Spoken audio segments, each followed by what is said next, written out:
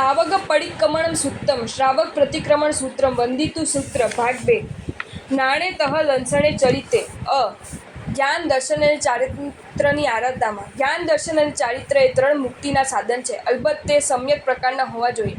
આ 3 તત્વોની આરાધના કરવા માટે જ વ્રતોનું નિધાન છે. એટલે નાના મોટા જે વ્રતો ધારણ કરવામાં આવે છે તેનો હેતુ જ્ઞાન આરાધના, દર્શન આરાધના કે ચારિત્ર આરાધના જ હોય છે.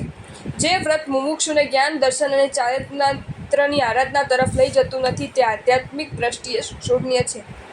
જાણવું તે જ્ઞાન છે, માનવું તે દર્શન છે, આચરવું તે ચારિત્ર છે. જીવાદી તત્વોને યથાર્થપણે જાણવા તે સમ્યક જ્ઞાન છે, તેને યથાર્થપણે માનવા તે સમ્યક દર્શન છે અને હૈ ઉપાયના વિવેકપૂર્વક આચરણ કરવું તે સમ્યક ચારિત્ર છે.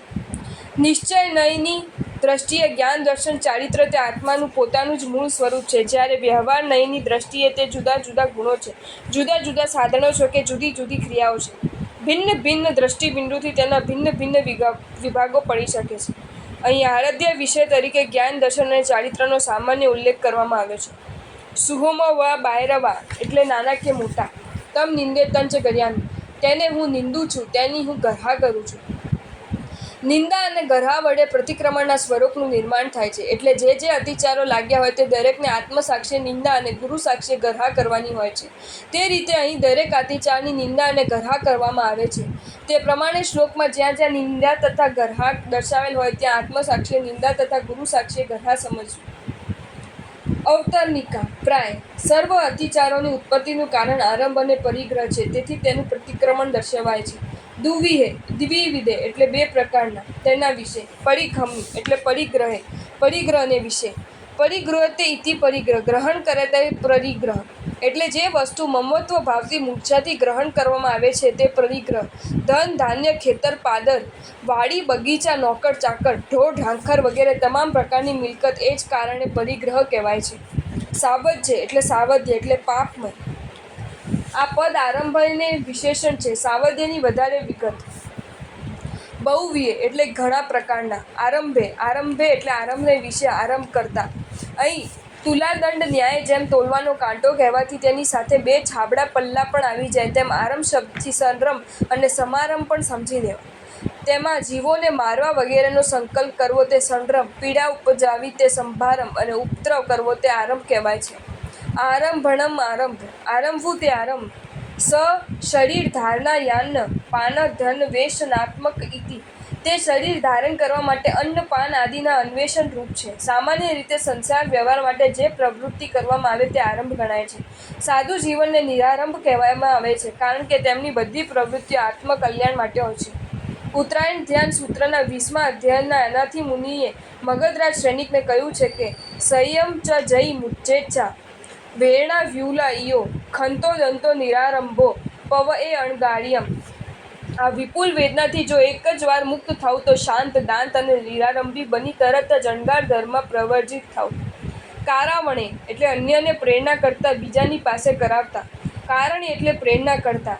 એક કામ કરવા માટે અન્યને પ્રેરવો, અન્યને સૂચના આપવી તે કારણ કહેવાય છે. તેના વિશે. ચ એટલે અને. આ અવ્યયથી તેમાંના કોઈ પાપની અનુમોદના કરવાથી પણ મને જે કોઈ અતિચાર લાગ્યો હોય તેનું એટલો સંબંધ અહીં જોડવો. કરણે એટલે જાતે કરતા. કરવું તે કરણ, તેના વિશે. જે કામ પોતાને જાતે કરવામાં આવે તેને કરણ કહેવામાં આવે છે. પરિક્રમે એટલે પ્રતિક્રમણ એટલે પ્રતિક્રમું છું, પાછો ફરું છું.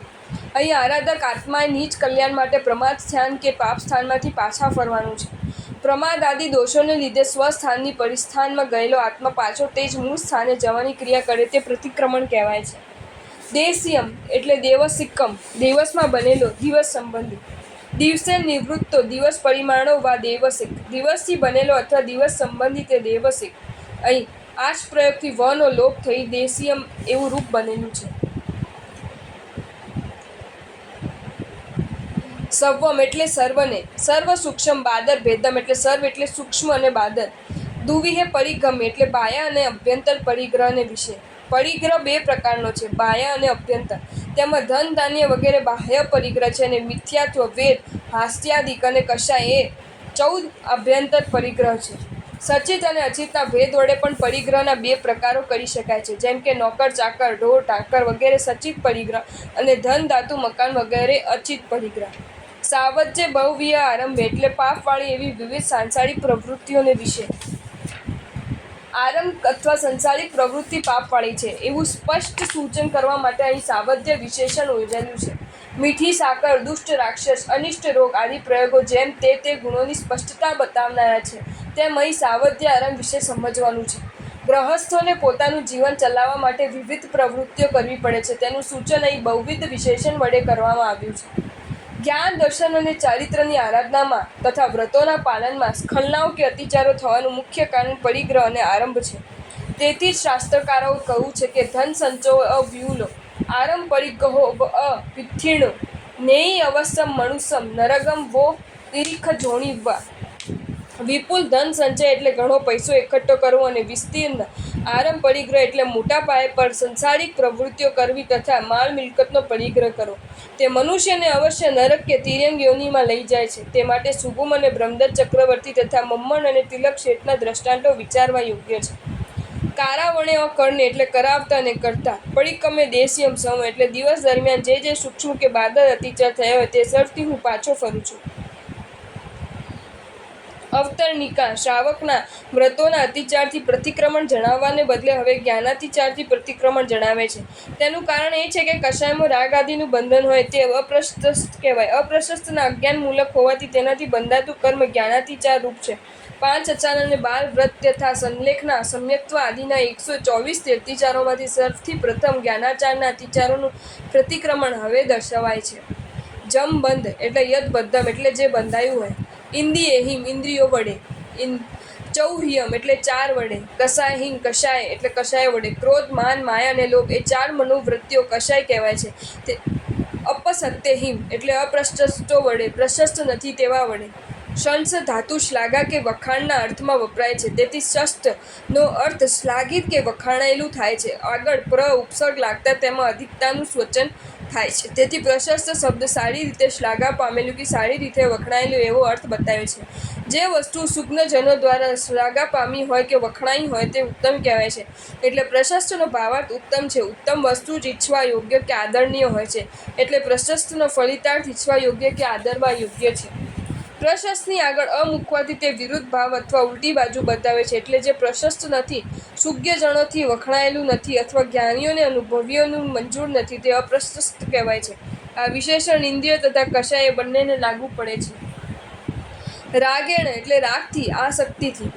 રજતે નેનતી રાગ જેના વડે જીરો કર્મોથી રંગાય તે રાગ. શ્રી હરિભદ્ર સૂરીજીએ ધર્મબિંદુ ગ્રંથમાં ફરમાવ્યું છે કે વિષયસ્વભિવશંગ રાગ કોઈ પણ વિષયમાં આસક્તિ થવી તે રાગ છે.